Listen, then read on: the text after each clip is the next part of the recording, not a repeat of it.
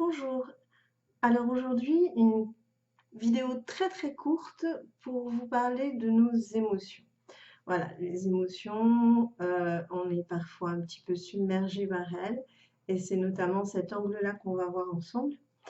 Et puis, l'idée, c'est qu'elles nous gouvernent, hein, que ce soit pour nos achats, que ce soit pour nos décisions d'ordre affectif ou professionnel et autres. Donc, aujourd'hui, ce qu'on va voir, c'est vraiment quand vous avez des émotions qui vous submergent. Et surtout, j'aimerais définir ce que c'est qu'une émotion.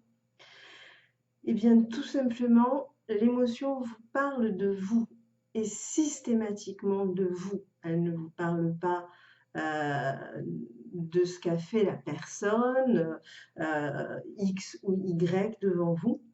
Par exemple, vous êtes consterné, vous êtes choqué par ce que vient de dire une personne et vous vous apercevez à côté de vous, votre voisin n'a absolument pas tiqué, peut-être que lui ça va le faire rire, voilà. Donc en fait, vous comprenez bien que les ressentis vous appartiennent. Et en cela, les émotions, ce sont des systèmes d'alarme qui vont vous parler et qui sont extrêmement pertinents. Donc, ça ne sert à rien de les contenir, de les étouffer, de vous dire que c'est mal la colère ou que c'est mal la tristesse ou que c'est mal... Voilà, ce sont des émotions qu'il faut accueillir. Il faut évidemment éviter de déverser votre colère sur n'importe quelle personne se trouvant à côté de vous, mais surtout, il faut comprendre ces émotions parce qu'elles sont toujours révélatrices de vos besoins, de vos valeurs, de ce qui n'a pas été entendu chez vous. Et ce qui est très intéressant, c'est que dans la plupart des cas, je parle des émotions quand vous êtes sur quelque chose de fort, hein, et bien généralement, ça vous renvoie à votre enfance. Quand vous êtes quand vous êtes submergé, ça ne correspond que très rarement à la scène que vous vivez présentement. Ça, c'est vraiment important. Ça vous parle du petit enfant en vous, et si c'est aussi fort, c'est parce que, évidemment, les premières émotions, les premières expériences sont toujours les plus vives, hein, et ce sont elles qui vont marquer vos choix et votre personnalité ad vitam aeternam. J'ai d'ailleurs une vidéo importante là-dessus. Donc, ce que je vous propose, c'est un petit exercice de pleine conscience. Et quand vous avez une décharge émotionnelle, que ce soit de la tristesse, de la honte, de la peur, de la colère, voilà, une émotion quelconque, mais très vive par rapport à une scène, je vous propose de vous mettre en pause, de respirer un bon coup, de ne pas réagir sur l'instant et fermer les yeux dans un premier temps. Alors, si vous ne pouvez pas fermer les yeux, éventuellement, absentez-vous un peu, allez aux toilettes, faites ce que vous voulez, de façon à être un petit peu plus sur l'intérieur de vous-même. Voilà, puisque les émotions ne parlent que de vous. Et pas de la cousine Tartampion qui vous a dit telle ou telle chose. Donc, si la cousine a été véritablement agressive, vous pouvez toujours effectivement la remettre à sa place sans exploser. Voilà, fermement, clairement. Ça, ce sont des choses qu'on apprendra ensemble si vous voulez. C'est important de s'affirmer sans exploser.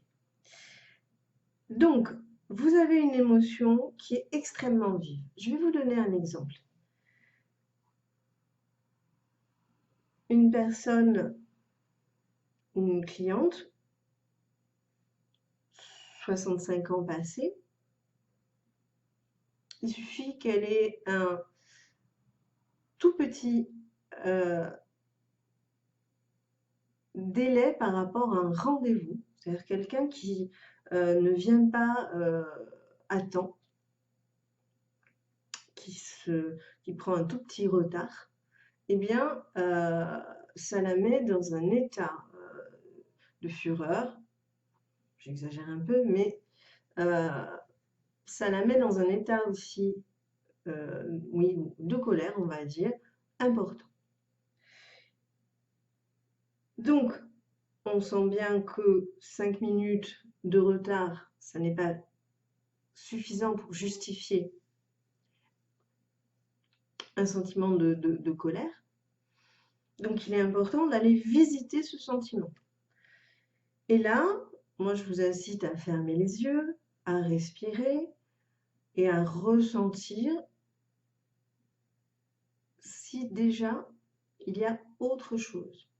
Vous pouvez peut-être être un peu plus en contact avec votre corps. Est-ce que ça se noue à certains endroits? Est-ce que vous avez une transpiration particulière? Bon. Mais surtout, derrière la colère, moi je vois souvent les émotions comme quelque chose comme un oignon. Il y a plusieurs couches. Et en fait, derrière la colère, vous pouvez avoir par exemple une grande peur. Une peur par exemple qui va être une peur terrible d'être abandonné. En l'occurrence, c'est un petit peu le cas de la personne à laquelle je pense. Et encore derrière, donc, sentiment d'être seule, d'être impuissante et de ne pas avoir de valeur au bout du compte. En fait, l'idée, c'est que, en fermant les yeux et en se posant une question toute simple, se dérouler cette échelle émotionnelle là, cet oignon où on a enlevé les couches petit à petit, donc colère face à ces 5 petites minutes de retard dans un rendez-vous quelconque. Donc la colère, la peur,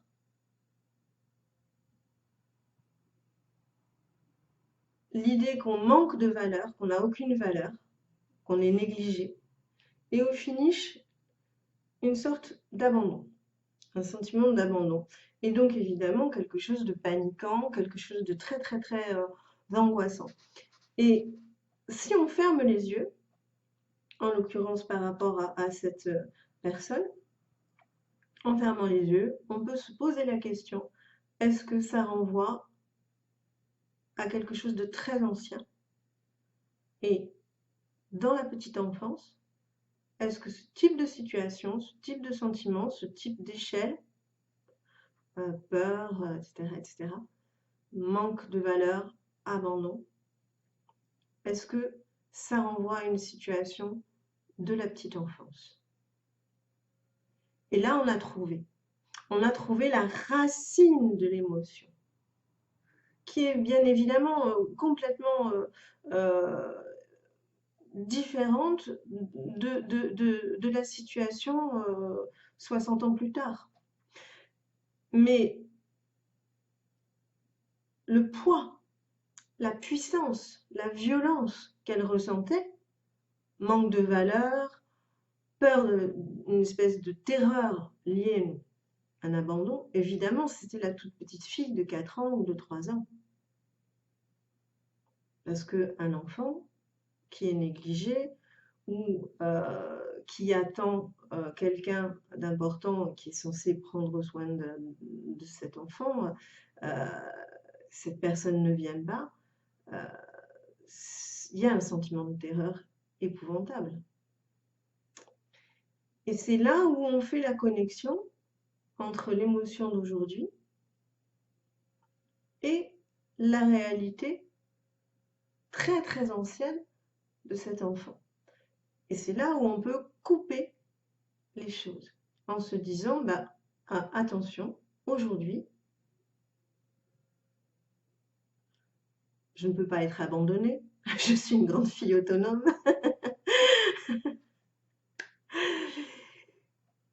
Je n'ai pas à dégager ces émotions-là. Ah, ok, quand je ressens ça, c'est la petite fille de 4 ans. Donc là, aujourd'hui, c'est à moi de la coucouner, de lui dire, oui, bon, ça va, c'est bon, j'ai des compétences. Moi, je suis là pour te réchauffer et pour veiller sur toi. Voilà. Et on inspire, on respire. Et on se rend compte que donc on peut attendre 5 minutes de plus son rendez-vous et l'émotion finalement ne correspond pas du tout à ce qu'on a expérimenté au temps présent. Voilà, donc ça c'est un travail très intéressant à faire. Et puis évidemment, vous pouvez aussi tomber sur une situation, une personne par exemple qui va vous énerver alors que cette personne, enfin, ou qui va vous faire ressentir quelque chose de très fort, une grande angoisse, ou bon, voilà. Et en fait, alors que cette personne, vous ne la connaissez pas. Je vous invite aussi à fermer les yeux, à écouter la voix de cette personne, à essayer à regarder aussi, à voir un petit peu si cette personne a des critères physiques, et à fermer les yeux et à revoir s'il n'y a pas quelqu'un derrière.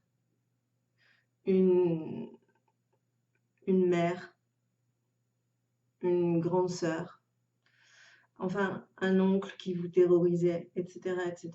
Voilà. Mais généralement, quand il y a une intensité comme ça ne parle pas du temps présent, ça parle d'autre chose. Ça parle du passé et donc, voilà, faites le point. En tout cas, pour l'instant, c'est tout. Je m'appelle Sylvie Forestier. Vous pouvez me retrouver sur être heureux, www.êtreheureux-d'être-soi.com. Je fais de la psychogénéalogie pour vous défaire des chaînes néfastes du passé, des chaînes familiales principalement. Et je travaille aussi sur des ateliers collectifs de confiance en soi. Voilà, pour être heureux d'être soi, pour être unique, créatif et beaucoup plus détendu.